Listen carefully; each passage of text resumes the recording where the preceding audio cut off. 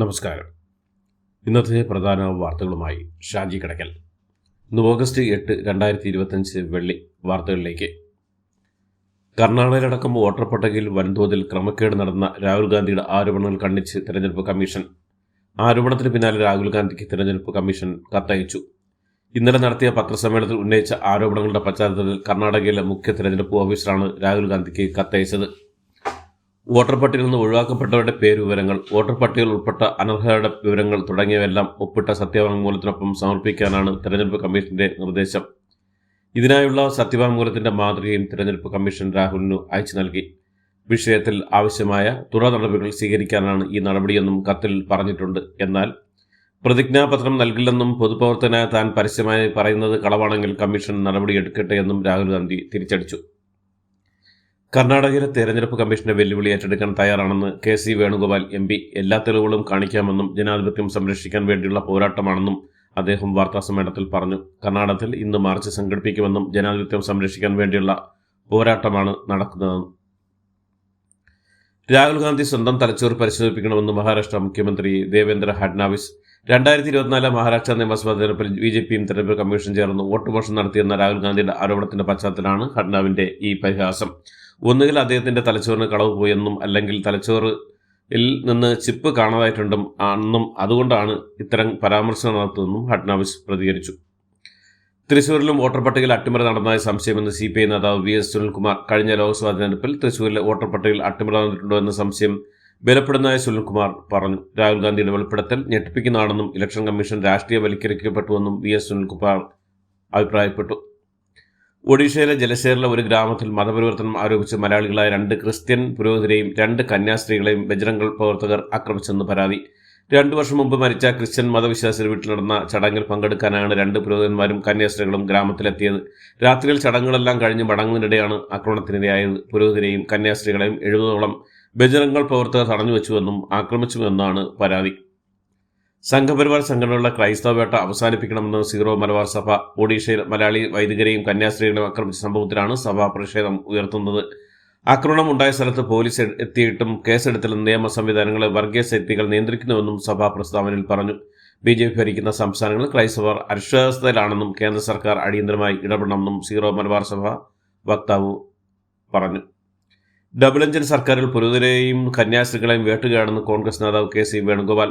നിയമം കയ്യിലെടുക്കാൻ സംഘപരിവാറിന് ആരാണ് അധികാരം നൽകിയെന്നും എന്താണ് ഉദ്ദേശമെന്ന് കേന്ദ്ര സർക്കാരും പ്രധാനമന്ത്രിയും വ്യക്തമാക്കണമെന്നും എന്തും ചെയ്യാനുള്ള ലൈസൻസ് കൊടുത്തതിന്റെ ഭാഗമായിട്ടാണ് ഇത് വീണ്ടും ആവർത്തിക്കുന്നതെന്നും വേണുഗോപാൽ പ്രതികരിച്ചു. ന്യൂനപക്ഷങ്ങൾക്കെതിരായ ആക്രമണം രാജ്യത്ത് ആവർത്തിക്കുകയാണെന്ന് കേരള കോൺഗ്രസ് M നേതാവ് ജോസ് കെ മാണി.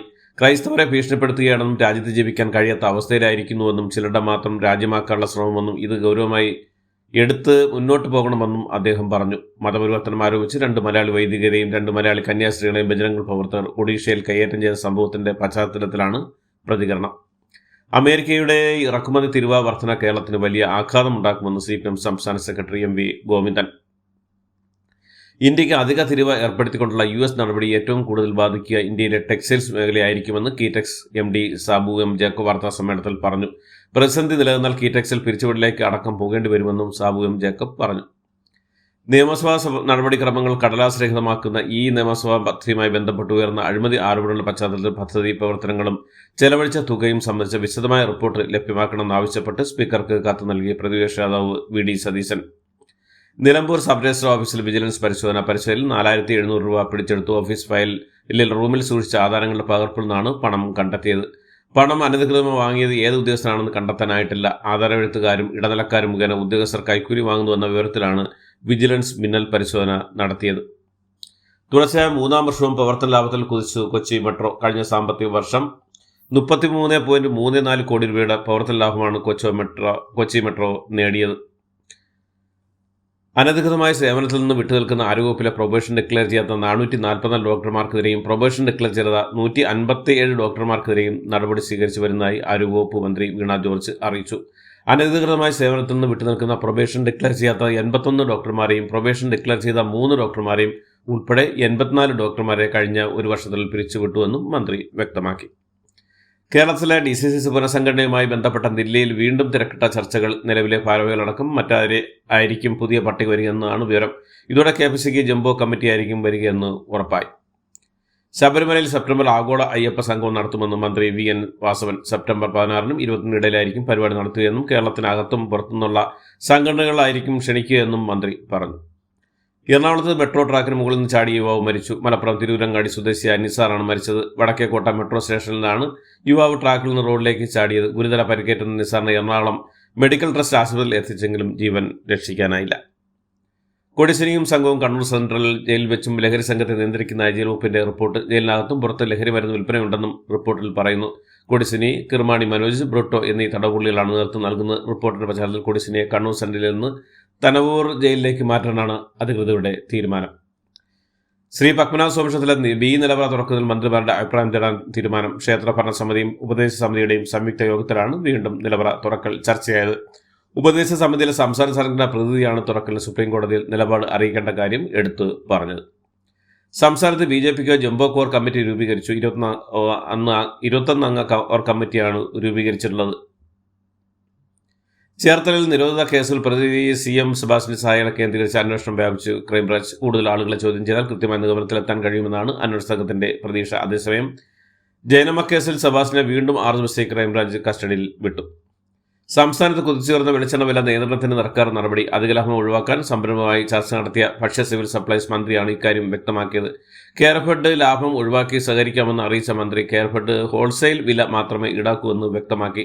തിങ്കളാഴ്ച മുതൽ സപ്ലൈകോ ഔട്ട്ലെറ്റുകൾ വഴി ലിറ്ററിന് 457 രൂപയ്ക്ക് വെളിച്ചെണ്ണ വിൽപ്പന ആരംഭിക്കുമെന്നും GR അനിൽ വിവരിച്ചു. നിർമ്മാതാവായ ലിസിൻ സ്റ്റീഫൻ നൽകിയ അപകീർത്തി കേസിൽ സാന്ദ്ര തോമസിനെതിരെ സമൻസിന് ഉത്തരവിട്ട് എറണാകുളം സബ് കോടതി. തനിക്കെതിരെ അപകീർത്തിപരമായ പരാമർശം നടത്തിയ ചൂണ്ടിക്കാട്ടി 2 കോടി രൂപ നഷ്ടപരിഹാരമായി നൽകണമെന്ന് ആവശ്യപ്പെട്ടുകൊണ്ട് എറണാകുളം സബ് കോടതിയിൽ നൽകിയ കേസിലാണ് കോടതി സമൻസ് ഉത്തരവിട്ടത്. വാഹനത്തിന്റെ താക്കോലിനെ സംബന്ധിച്ച സുഹൃത്ത് തമ്മിലുള്ള തർക്കത്തെ തുടർന്ന് മലപ്പുറം തിരൂർ വാടിക്കലിൽ യുവാവ് കുത്തേറ്റ് മരിച്ചു. കാട്ടിലപ്പള്ളി സ്വദേശി ചെറിയത്ത് മനാഫിന്റെ മകൻ തുഫയിലാണ് കൊല്ലപ്പെട്ടത്. അയർലൻഡിൽ മലയാളി പെൺകുട്ടിക്ക് നേരെ വംശീയ ആക്രമണം റിപ്പോർട്ടുകൾ. 6 വയസ്സുകാരെ പെൺകുട്ടിക്ക് നേരെയാണ് തദ്ദേശീയരായ കുട്ടികൾ ആക്രമണം നടത്തിയെന്ന് ദേശീയ മാധ്യമങ്ങൾ റിപ്പോർട്ട് ചെയ്യുന്നു.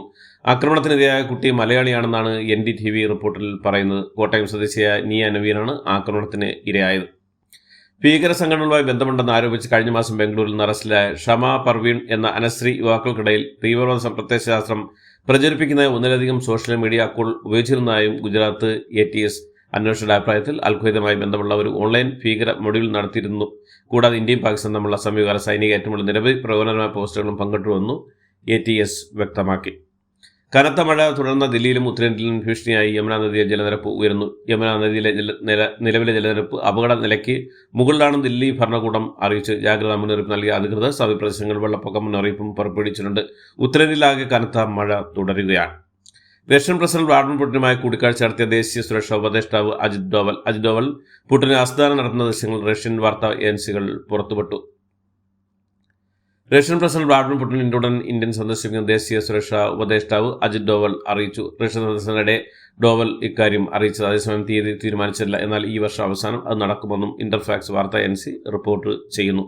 ഇതോടുകൂടി ഇന്നത്തെ വാർത്തകൾ ഇവിടെ അവസാനിക്കുന്നു. എല്ലാവർക്കും നന്ദി, നമസ്കാരം.